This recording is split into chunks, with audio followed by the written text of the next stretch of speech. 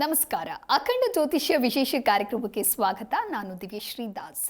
ವೀಕ್ಷಕರೇ, ನಮ್ಮ ಇವತ್ತಿನ ವಿಶೇಷ ಕಾರ್ಯಕ್ರಮದಲ್ಲಿ ಇನ್ನು ಸಂಚಿತ ಜನ್ಮ ಅಂದರೆ ಏನು, ಸಂಚಿತ ಜನ್ಮದ ಪಾಪಗಳಿಂದಾಗಿ ಯಾವ ರೀತಿಯಾದಂತಹ ಪರಿಣಾಮ ಬೀರತ್ತೆ, ಆ ಒಂದು ಪಾಪದ ನಿವಾರಣೆಗಾಗಿ ಏನೆಲ್ಲ ಮಾಡಬೇಕು, ಜೊತೆಗೆ ಇವತ್ತಿನ ದಿನದ ವಿಶೇಷತೆಯನ್ನು ಏನು ಅಂತ ಹೇಳಿ ಮಾತನಾಡ್ತಾ ಹೋಗೋಣ.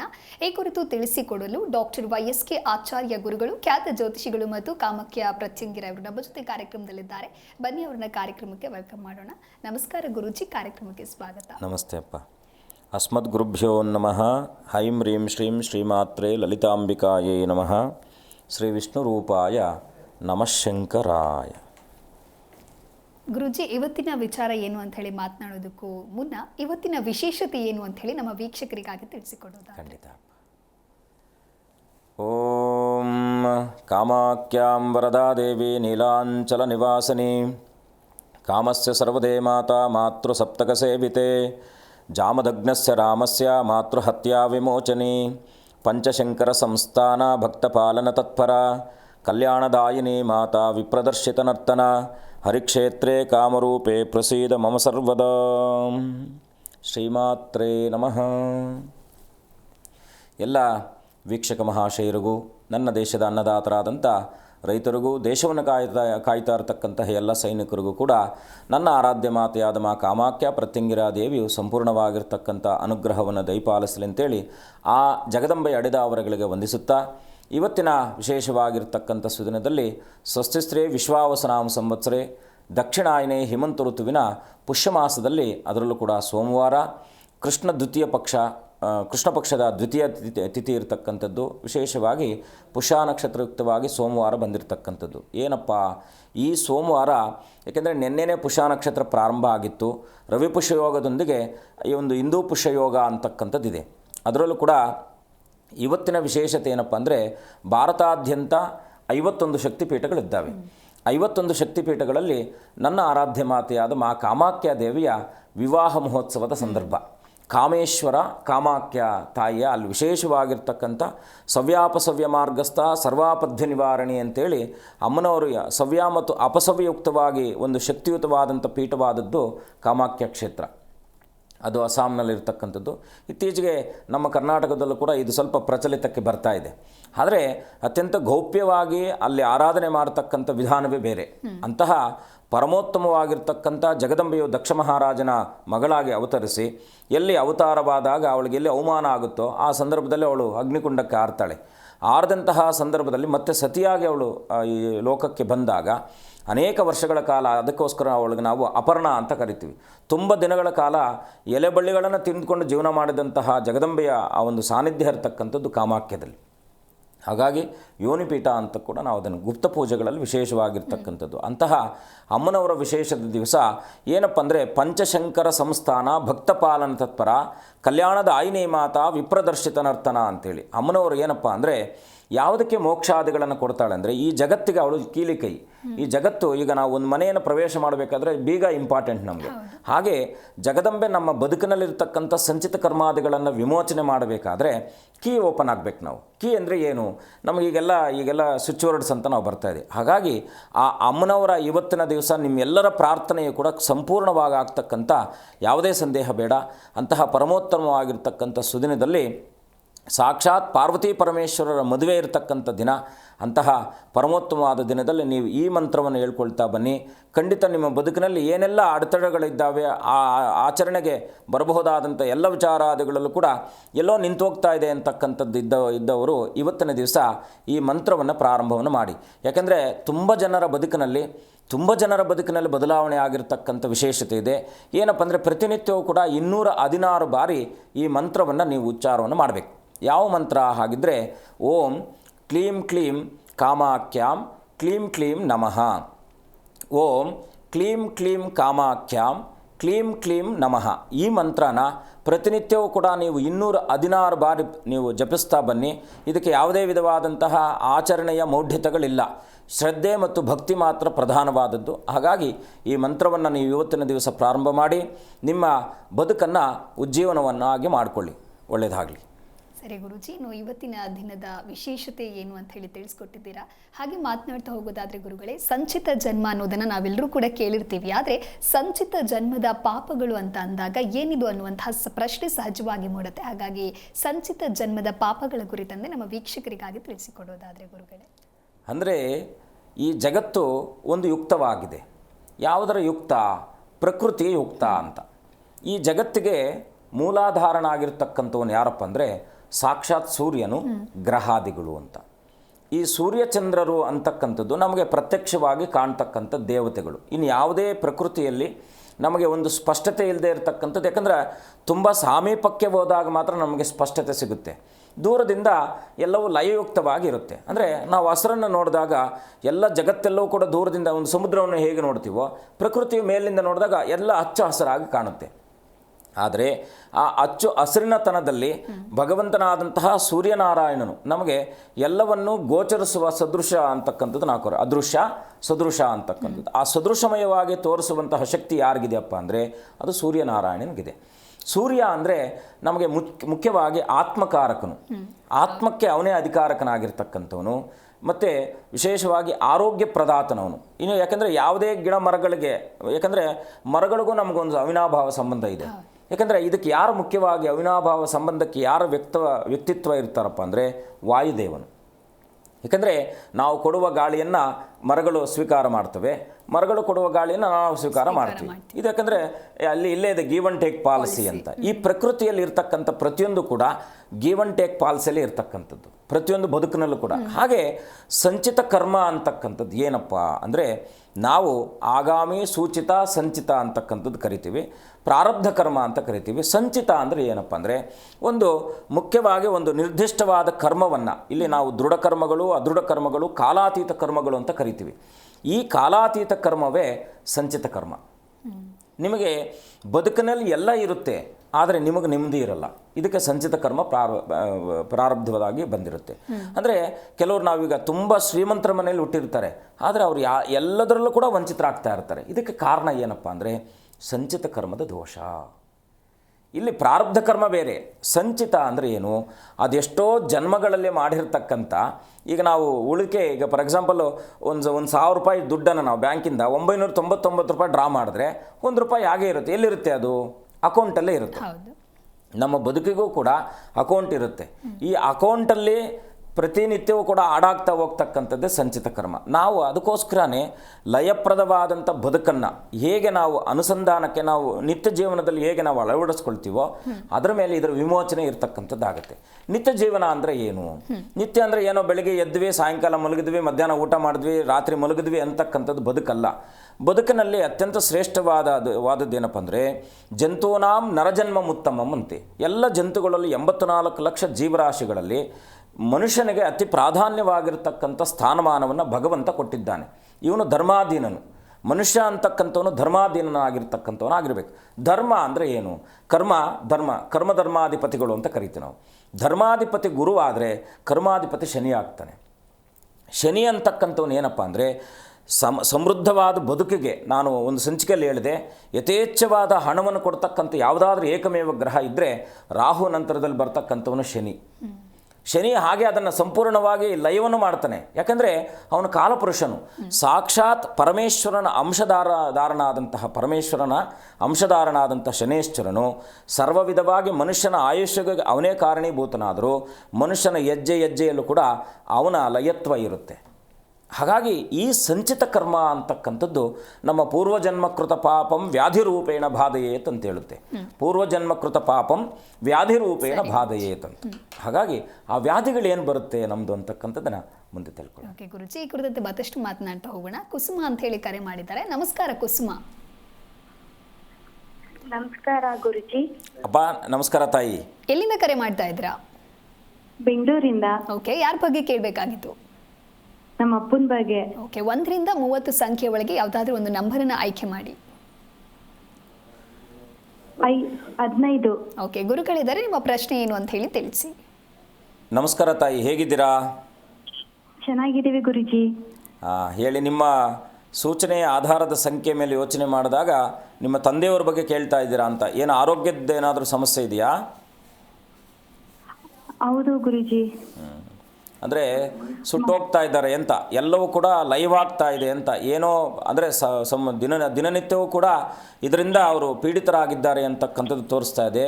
ಏನು ಸಮಸ್ಯೆ ಅಮ್ಮ? ಒಂದ್ ನಿಮಿಷ, ಅಪ್ಪ ಮಾತಾಡ್ತಾರೆ ಗುರುಜಿ. ಕೊಡಿ ಕೊಡಿ ಕೊಡಿ. ಸ್ವಾಮಿ ನಮಸ್ಕಾರ. ನಮಸ್ಕಾರ, ಹೇಗಿದ್ದೀರಾ ರಾಯ್ರೆ? ನಾವು ಪರವಾಗಿಲ್ಲ ಸ್ವಾಮಿ. ಅದು ಯಾವಾಗಲೂ ಮನೇಲಿ ತೊಂದರೆ, ಸಿಕ್ಕಾಪಟ್ಟೆ ತೊಂದರೆ. ಏನು ಮಾಡ್ತಿರ್ತೀರ ತಾವು? ತಾಯಿ ಮಗಳು ಅಪ್ಪ ನಮ್ಮ ಮೂವರಲ್ಲೂ ಒಬ್ರು ಅಂಡರ್ಸ್ಟ್ಯಾಂಡಿಂಗ್ ಇಲ್ಲ. ಅದೇ ಮನೆಯಲ್ಲಿ ಅದೇ ಸುಡ್ತಾ ಇರುತ್ತೆ ಅಂತಕ್ಕಂಥದ್ದು. ಹೌದಾ ಗುರುಜಿ? ಏನಂತ ಗೊತ್ತಾಗ್ತಿಲ್ಲ ನಮ್ಗೆ, ಅದಕ್ಕೆ ಫೋನ್ ಹೆಂಚಿನ ಮಾಡಿದ್ದು. ಯಾಕಂದ್ರೆ ಇಲ್ಲಿ ನಿಮ್ಮ ಮನೆಯಲ್ಲಿ ಇತ್ತೀಚೆಗೆ ಯಾರಾದರೂ ಗತಿಸಿದ್ದಾರಾ? ಇಲ್ಲ ಸ್ವಾಮಿ, ಯಾರು ಇಲ್ಲ. ನಿಮ್ಮ ರಿಲೇಷನ್ಸ್ ಅಲ್ಲಿ ಯಾರಾದರೂ? ಇಲ್ಲ ಇಲ್ಲ ಸ್ವಾಮಿ, ಯಾರು ಇಲ್ಲ. ಅಂದರೆ ಈ ಒಂದು ನೀವು ಸೂಚನೆ ಮಾಡಿದ ಸಂಖ್ಯೆಗೆ ಅನುಸಾರವಾಗಿ ಯಾವುದೋ ಪ್ರೇತಬಾಧೆ ಅಂತಕ್ಕಂಥದ್ದು ತೋರಿಸ್ತಾ ಇದೆ. ನೀವು ಈ ಪ್ರೇತಬಾಧೆ ನಿವಾರಣೆಗೋಸ್ಕರವಾಗಿ ಏಕಮೇವ ಕ್ಷೇತ್ರ ಇರತಕ್ಕಂಥದ್ದು ಯಾವುದಪ್ಪ ಅಂದರೆ ರಾಮೇಶ್ವರಂ. ಒಮ್ಮೆ ರಾಮೇಶ್ವರಂ ನಿಮ್ಮ ಪರಿವಾರದವರ ಒಟ್ಟಿಗೆ ಹೋಗಿ ಒಂದು ಸಣ್ಣದಾಗಿರ್ತಕ್ಕಂಥ ಬಂಗಾರದ ಕಾಯಿನನ್ನು ತಗೊಳ್ಳಿ. ಒಂದು ಚಿಕ್ಕದು ನಿಮ್ಮ ಶಕ್ತ್ಯಾನುಸಾರದಲ್ಲಿ ಬಂಗಾರ ಕಾಯಿನ್ ಅಂದರೆ ಚಿಕ್ಕದಾಗಿ ಸಿಗುತ್ತೆ. ಆ ಕಾಯಿನನ್ನು ತಗೊಂಡು ಮುಖ್ಯವಾಗಿ ಏನಪ್ಪ ಅಂದ್ರೆ ಉಪ್ಪು ಮತ್ತು ಎಳ್ಳಿನ ಮಿಶ್ರಣವನ್ನು ಮಾಡಿ, ಅಕ್ಕಿ ಉಪ್ಪು ಎಳ್ಳು ಇದರೊಟ್ಟಿಗೆ ಆ ಕಾಯಿನನ್ನು ಇಟ್ಟು ಮನೆಯಲ್ಲಿ 9 ದಿವಸ ಪೂಜೆ ಮಾಡಿ. ನೀವು ಯಾವಾಗ ಹೋಗಬೇಕು ಅಂತ ನಿರ್ಧಾರ ಮಾಡ್ತೀರೋ ಅದಕ್ಕಿಂತ ಮುಂಚೆ ಈ 3 ಪದಾರ್ಥಗಳೊಟ್ಟಿಗೆ ಬಂಗಾರದ ಕಾಯಿನನ್ನು ಒಂದು ಬೋಲಲ್ಲಿಟ್ಟು 9 ದಿನಗಳ ಕಾಲ ಪೂಜೆ ಮಾಡಿ. ಯಾವೆಲ್ಲ ತೊಂದರೆಗಳಿದ್ದಾವೋ ಈ ತೊಂದರೆಗಳಿಂದ ನಿವಾರಣೆ ಆಗಬೇಕಂತಕ್ಕಂಥ ಮನಸ್ಥಿತಿಯಿಂದ ಕುಲದೇವರನ್ನು, ನೀವು ನಂಬಿರ್ತಕ್ಕಂಥ ಶ್ರದ್ಧಾದೇವರನ್ನು ಅನನ್ಯವಾಗಿ ಪ್ರಾರ್ಥನೆ ಮಾಡಿ ಆ ಒಂದು ರಾಮೇಶ್ವರ ಕ್ಷೇತ್ರಕ್ಕೆ ಹೋಗಿ ಸಮುದ್ರದಲ್ಲಿ ಬಿಡಬೇಕದನ್ನು. ಬಿಟ್ಟು ಪ್ರಾರ್ಥನೆ ಮಾಡಿ, ಏನಾದರೂ ಈ ಥರ ನಮಗೆ ಅಚಾನಕ್ಕಾಗಿ ಬಂದಿರಬಹುದಾದಂಥ ಸಮಸ್ತ ವಿಧವಾದಂತಹ ಪ್ರೇತಬಾಧಾದಿಗಳೇನಾದರೂ ಇದ್ದಾವೆ ಅಂತಕ್ಕಂಥದ್ದು ನಮ್ಮ ಮನೆಯಲ್ಲಿ ನಿರಂತರವಾಗಿ ಅಶಾಂತಿ ಮತ್ತು ಅಸುಖ ಇರ್ತಕ್ಕಂಥದ್ದಾಗಿದೆ. ಹಾಗಾಗಿ ಇದೆಲ್ಲ ಪರಿಹಾರ ಆಗಲಿ ಅಂತೇಳಿ ಸಮುದ್ರದಲ್ಲಿ ಅದನ್ನು ಬಿಟ್ಟು ನಂತರ 21 ಬಾವಿಗಳಲ್ಲಿ ಒಂದು ನೀರನ್ನು ಹಾಕ್ತಾರೆ. ಸ್ನಾನ ಮಾಡಿಕೊಂಡು ರಾಮೇಶ್ವರನ ದರ್ಶನ ಮಾಡಿಕೊಂಡು ನೇರವಾಗಿ ಮನೆಗೆ ಬನ್ನಿ. ಖಂಡಿತ ಶುಭವಾಗುತ್ತೆ. ಒಳ್ಳೆಯದಾಗಲಿ. ಓಕೆ, ಧನ್ಯವಾದಗಳು ಸರ್ ಕರೆ ಮಾಡಿದ್ದಕ್ಕಾಗಿ. ಮಂಜುಳಾ ಅಂತ ಹೇಳಿ ಕಾಲರ್ ಇದ್ದಾರೆ. ನಮಸ್ಕಾರ ಮಂಜುಳಾ. ನಮಸ್ತೆ ಮಂಜುಳಾ, ಧ್ವನಿ ಕೇಳಿಸ್ತಿದೆಯಾ?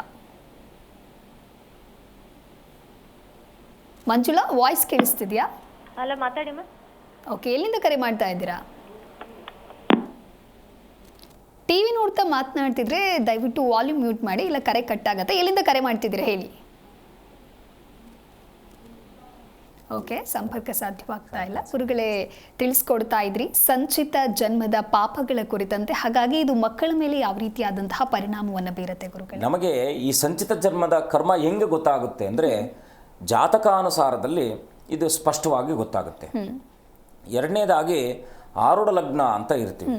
ಫಾರ್ ಎಕ್ಸಾಂಪಲ್ ಇವ್ರಿಗೆ ಜಾತಕಗಳಿರಲ್ಲ, ನಮ್ಮ ಹತ್ರ ಬರುವಂಥ ಸಮಯಕ್ಕೆ ಅವರನ್ನು ನಾವು ಯಾವುದೋ ಒಂದು ವಸ್ತು ತೊಗೊಂಡು ಬನ್ನಿ ಅಂತ ಹೇಳ್ತೀವಿ. ಆ ವಸ್ತು ತಂದಂಥ ವಸ್ತುವಿನ ನಿರ್ಧಾರದ ಮೇಲೆ ನಾವು ಈ ಜನ್ಮದ ಕರ್ಮ ಇದೆಯಾ ಇಲ್ಲ ಅಂತಕ್ಕಂಥದ್ದನ್ನು ಕೂಡ ತಿಳ್ಕೊಬೋದು. ಜೊತೆಗೆ ತಾಂಬೂಲ ತರ್ತಾರೆ, ತಾಂಬೂಲದಲ್ಲಿ ನೋಡ್ಬೋದು ಸ್ವರ್ಣಾರೂಢ ಅಂತಕ್ಕಂಥದ್ದು ಬರುತ್ತೆ. ಇದು ಅಷ್ಟಮಂಗಲ ಪ್ರಶ್ನೆಯಲ್ಲಿ ವಿಶೇಷವಾಗಿರ್ತಕ್ಕಂಥ ಒಂದು ಗೌಪ್ಯ ಪ್ರಶ್ನಾತೀತವಾದಂತಹ ಒಂದು ಶಾಸ್ತ್ರ. ಸಂಚಿತ ಜನ್ಮ ಕೆಲವು ಸಂದರ್ಭಗಳಲ್ಲಿ ಜಾತಕದಲ್ಲಿ ಸುಭದ್ರವಾದಂಥ ಯೋಗಗಳಿದ್ದಾಗಲೂ ಕೂಡ ಸಂಚಿತ ಹಿಂದಿನ ಜನ್ಮದ ಕರ್ಮ ಅವ್ರಿಗೆ ಆಕ್ಟಿವೇಟ್ ಆಗಿರಲ್ಲ. ಇದಕ್ಕೆ ಪಂಚಮ ಭಾವ ಅಂತ ಕರಿತೀವಿ. 5ನೇ ಭಾವ ಪುತ್ರಸ್ಥಾನ ಮತ್ತು ಇಂದ್ರಿನ ಜನ್ಮದಲ್ಲಿ ಅವನ ಬದುಕು ಹೇಗೆ ಇವತ್ತಿನ ಲಯಪ್ರದವಾದಂಥ ಬದುಕಿನಲ್ಲಿ ಏನೆಲ್ಲ ಸುಖ ಭೋಗಾದಿಗಳಿದ್ದಾವೆ ಅಂತಕ್ಕಂಥದ್ದನ್ನು ನಾವು ಪಂಚಮ ಭಾವದಿಂದ ತಿಳ್ಕೊಳ್ತೀವಿ. ಆ ಪಂಚಮ ಭಾವಕ್ಕೇನಾದರೂ ಮಾರಕಾಧಿಪತಿಗಳ ಸಂಯೋಗ ಬಂದಾಗ, ಮಾರಕರು ನಾವು ತಿಳಿಸ್ತಾ ಇದ್ವಿ, ಮಾರಕರು ಶುಭರು ಅಂತಕ್ಕಂಥ 2 ಗ್ರಹಗಳಿರುತ್ತೆ. ಅಶುಭ ಗ್ರಹಗಳು ಬೇರೆ, ಮಾರಕ ಗ್ರಹಗಳು ಬೇರೆ. ಈ ಮಾರಕ ಗ್ರಹಗಳು ಸಂಯೋಜನೆ ಬಂದಾಗ ಪಂಚಮ ಭಾವಕ್ಕೆ ಏನಾದರೂ ಕುಂಠಿತ ಆಯಿತು ಅಂತ ಇಟ್ಕೊಳ್ಳಿ. ಈಗ ನಾವು ಒಂದು ಗ್ಲಾಸ್ಗೆ ಸಂಪೂರ್ಣವಾದಂಥ ಒಂದು ಗ್ಲಾಸಲ್ಲಿ ಎಲ್ಲೋ ಒಂದು ಕಡೆ ಮುಕ್ಕೋದಾಗ ಅದು ಒಡೆದೋಗಿದೆ ಅಂತ ಆದಾಗ ಅದನ್ನು ನಾವೇನು ಭಿನ್ನ ಅಂತ ಕರಿತೀವಿ.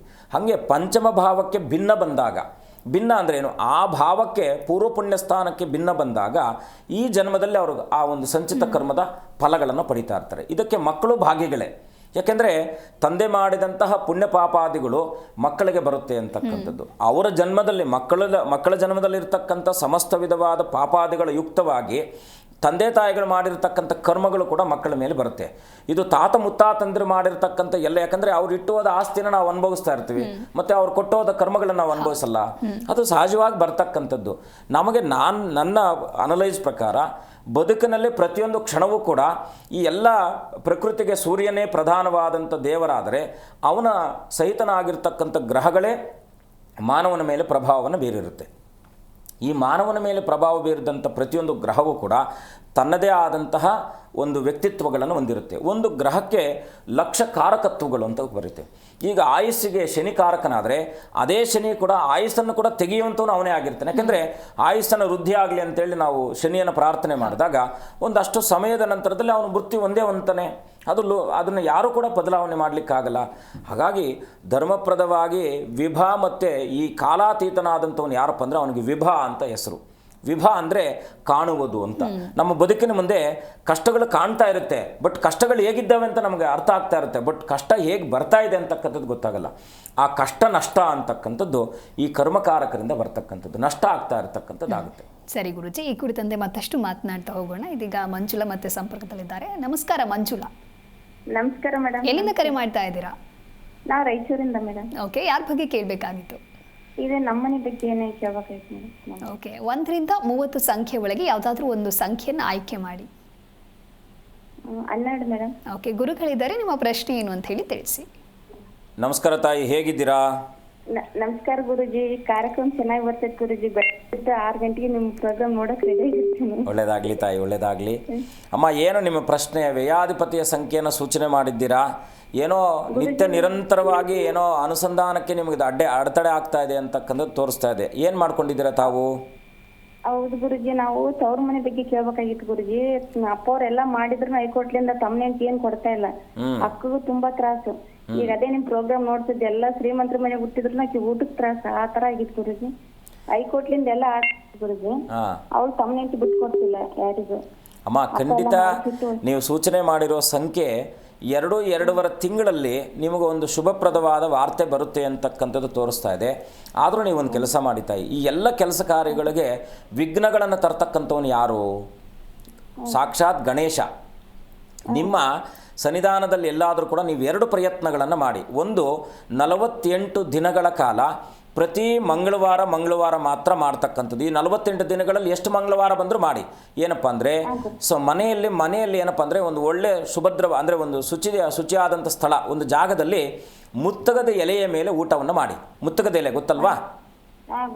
ಆ ಮುತ್ತಗದ ಎಲೆ ಮೇಲೆ ನೆಲದ ಮೇಲೆ ಕೂತ್ಕೊಂಡು ಆ ಎಲೆಯಲ್ಲಿ ಅನ್ನ ಬಡಿಸ್ಕೊಂಡು ತುಪ್ಪ ಹಾಕ್ಕೊಂಡು ಊಟ ಮಾಡಿ ಸುಬ್ರಹ್ಮಣ್ಯನನ್ನು ಪ್ರಾರ್ಥನೆ ಮಾಡಿ. ಎರಡನೇದಾಗಿ ಏನಪ್ಪ ಅಂದರೆ ಗಣಪತಿಯನ್ನು 48 ದಿನಗಳ ಕಾಲ ಪ್ರತಿನಿತ್ಯವೂ ಕೂಡ ಗಣಪತಿ ಅಷ್ಟೋತ್ತರ, ನಿಮಗೆ ಸಾಧ್ಯವಾದರೆ ದೇವಸ್ಥಾನಕ್ಕೆ ಹೋಗಿ ದೂರ್ವಾರ್ಚನೆ ಅಂದರೆ ಗರಕೆಯಿಂದ ದೇವರಿಗೆ ಅರ್ಚನೆಯನ್ನು ಮಾಡಿಸಿ.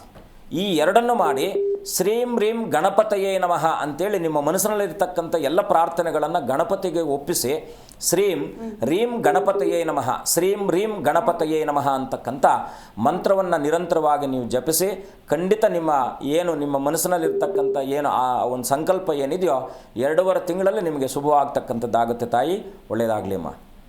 ಓಕೆ, ಧನ್ಯವಾದಗಳು ಮಂಜುಳಾ ಕರೆ ಮಾಡಿದ್ದಕ್ಕಾಗಿ. ಇದೀಗ ಪರಮೇಶ್ ಅಂತ ಹೇಳಿ ಮತ್ತೊಬ್ರು ಕಾಲರ್ ಇದ್ದಾರೆ. ನಮಸ್ಕಾರ ಪರಮೇಶ್. ನಮಸ್ತೆ, ಧ್ವನಿ ಕೇಳಿಸ್ತಿದ್ಯಾ? ಎಲ್ಲಿಂದ ಕರೆ ಮಾಡ್ತಾ ಇದ್ದೀರಾ? ಸ್ವಲ್ಪ ಜೋರಾಗಿ ಮಾತಾಡ್ಬೋದಾ? ಯಾರ ಬಗ್ಗೆ ಕೇಳಬೇಕಾಗಿತ್ತು? ಮಗನ ಬಗ್ಗೆ. ಓಕೆ, 1 ರಿಂದ 30 ಸಂಖ್ಯೆ ಒಳಗೆ ಯಾವುದಾದ್ರೂ ಒಂದು ಸಂಖ್ಯೆಯನ್ನು ಆಯ್ಕೆ ಮಾಡಿ. 15. ಓಕೆ, ಗುರುಗಳಿದ್ದಾರೆ, ನಿಮ್ಮ ಪ್ರಶ್ನೆ ಏನು ಅಂತ ಹೇಳಿ ತಿಳಿಸಿ. ನಮಸ್ಕಾರ, ಹೇಗಿದ್ದೀರಾ? ಚೆನ್ನಾಗಿದ್ದೀವಿ ಸ್ವಾಮಿ. ಮಗನ ಬಗ್ಗೆ ಕೇಳಬೇಕಿತ್ತು. ಏನಂದರೆ ಪಂಚಮ ಭಾವಕ್ಕೆ ಕಂಟಕ. ಏನು ಮಾಡ್ಕೊಂಡಿದ್ದಾರೆ ಮಗ ಕೆಲಸಲ್ಲ ಅವ್ರೆ. ಏನು ಮಾಡ್ಕೊಂಡಿದ್ದಾರೆ? ಬೆಂಗಳೂರಲ್ಲಿ ಕೆಲಸಲ್ಲ ಅವ್ರೆ ಸ್ವಾಮಿ. ಅದೇ ಉಪಯೋಗ ಆಗ್ತಾ ಇದೆ ಅದರಿಂದ? ಆಯ್ತಾ ಇದೆ. ಮತ್ತೆ ಹೊಟ್ಟೆ ಬಾಣಿ ತನಕ ಹೋಗಿ 4 ವರ್ಷ ಆಯ್ತು. ಗೊತ್ತಲ್ಲ ಇಲ್ಲ ಅಂತ ಕೇಳಬೇಕಿತ್ತು ಸರ್. ಸ್ವಲ್ಪ ಮನಸ್ಸಿನಲ್ಲಿ ಸ್ವಲ್ಪ ಜಿಜ್ಞಾಸೆಗಳಿದ್ದಾವೆ ಅಂತಕ್ಕಂಥದ್ದು ತೋರಿಸ್ತಾ ಇದೆ. ಅಂದರೆ ಅವರು ಕೆಲಸ ಮತ್ತು ನಿಮಿತ್ತವಾಗಿ ಅಲ್ಲಿಂದ ಸಪ್ತಮ ಭಾವಕ್ಕೆ ಸ್ವಲ್ಪ ಕಂಟಕ ಇದೆ ಅಂತಕ್ಕಂಥದ್ದು. ಅಂದರೆ ಏನೋ ವಿಚಾರಾಧೀನವಾಗಿರ್ತಕ್ಕಂಥ ವಿಚಾರಣೆಯಲ್ಲಿ ಬೇಡವಾದಂಥ ವಿಚಾರವನ್ನು ಮನಸ್ಸಿನಲ್ಲಿ ಹಚ್ಕೊಂಡು ಏನೋ ವೈಮನಸ್ಸುಗಳು ಬಂದಿರತಕ್ಕಂಥದ್ದು ತೋರಿಸ್ತಾ ಇದೆ.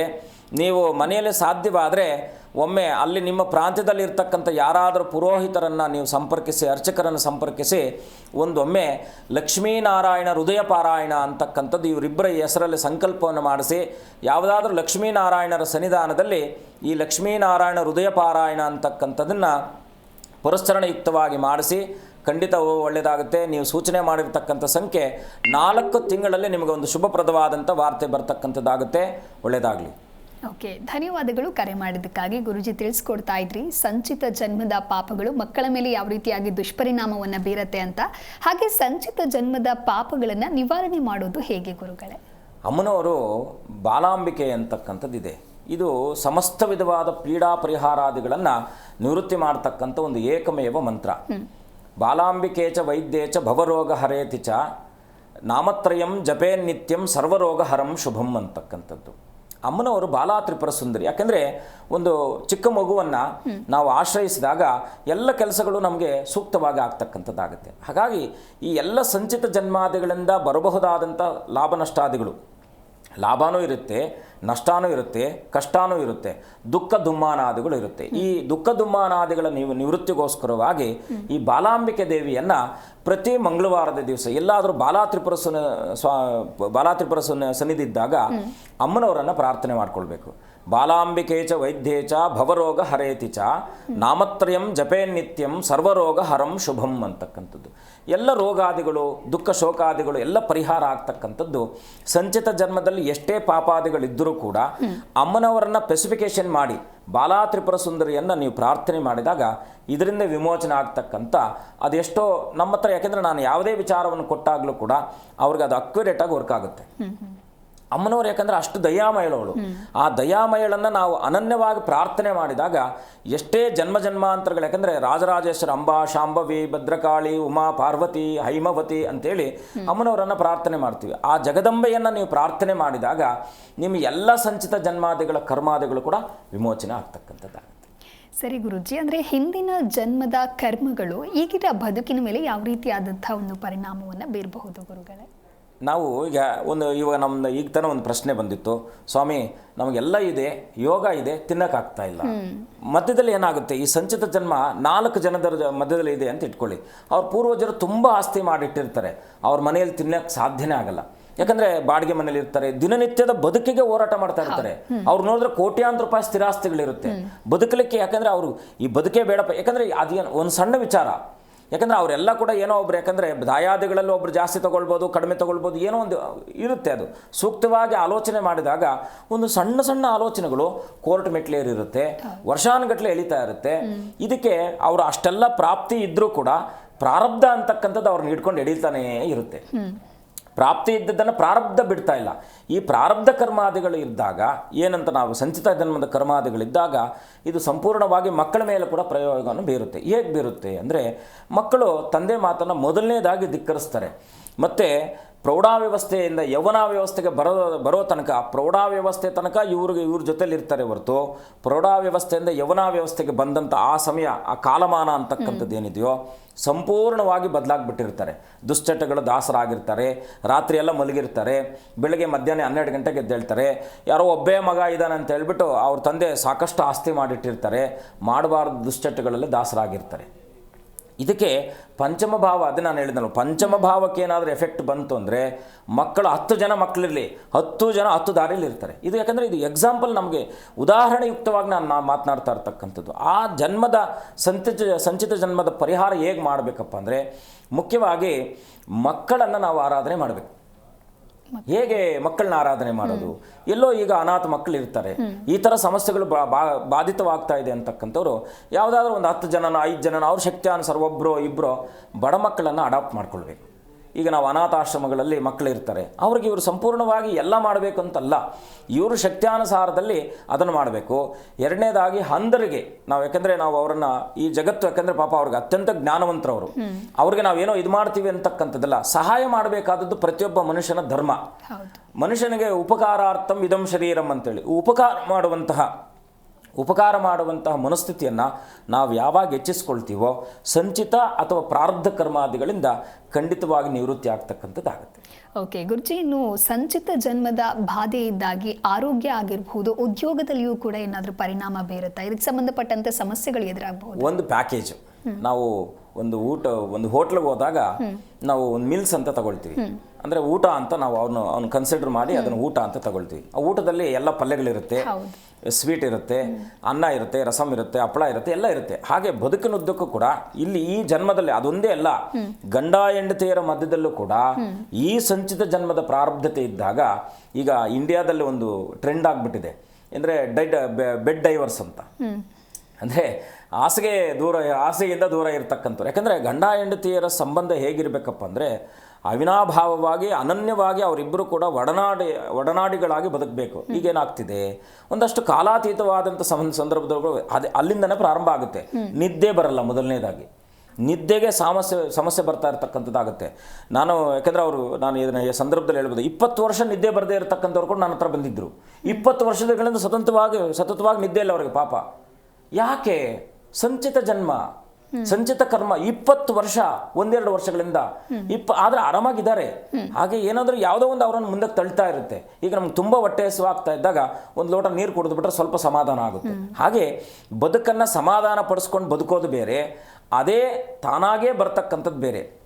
ಇಲ್ಲಿ ಈಚಲ ಮರದ ಬದುಕು, ಬಾಳೆ ಮರದ ಬದುಕು, ತೆಂಗಿನ ಮರದ ಬದುಕು ಅಂತ ನಾನು ಆಲೋಚನೆ ಮಾಡ್ತೀನಿ.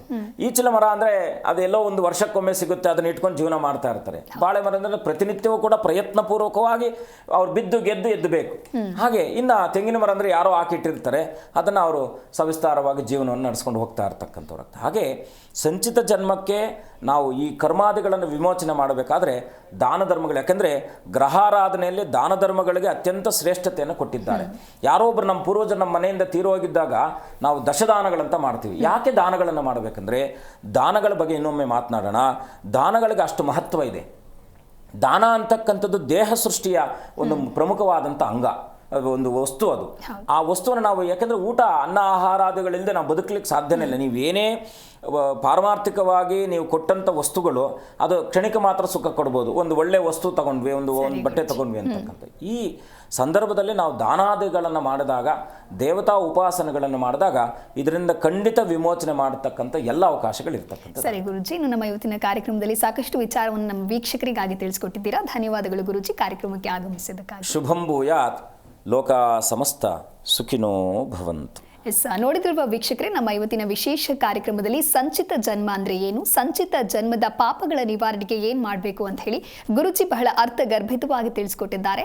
ಇದಾಗಿತ್ತು ಈ ಹೊತ್ತಿನ ವಿಶೇಷ. ನೋಡ್ತಾ ಇರಿ ಜಿ ಕನ್ನಡ ನ್ಯೂಸ್, ಸತ್ಯವೇ ಸುದ್ದಿಯ ಜೀವಾಳ.